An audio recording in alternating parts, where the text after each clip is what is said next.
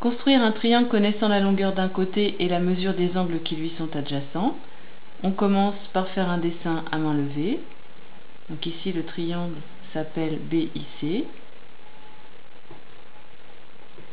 On écrit son nom. Ensuite on place les données de l'énoncé. Donc BI 7 cm. L'angle CBI, alors attention, le sommet c'est la lettre qui est au centre, donc B, 52 degrés, donc CBI correspond à cet angle-là, 52 degrés. CIB de sommet I, donc 38 degrés, CIB c'est cet angle-là,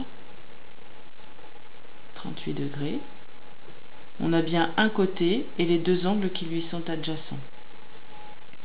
Pour commencer la construction, on n'a pas le choix, on est obligé de commencer par le côté qui mesure 7 cm.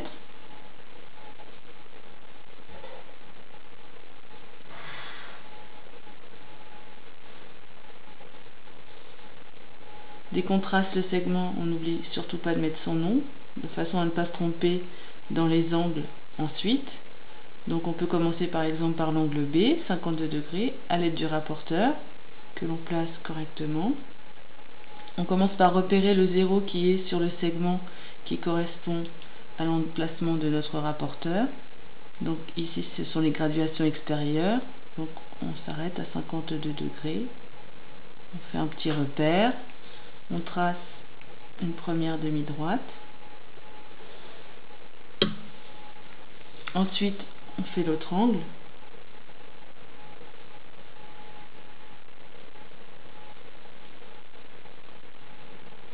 Donc 38 degrés.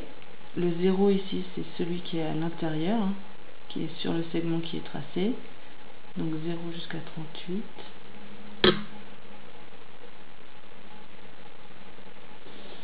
On trace la deuxième demi-droite qui obligatoirement coupe la première au point d'intersection C. On peut replacer les données de l'énoncé sur le vrai dessin afin de s'assurer qu'on n'ait pas fait d'inversion, et puis la longueur de 7 cm.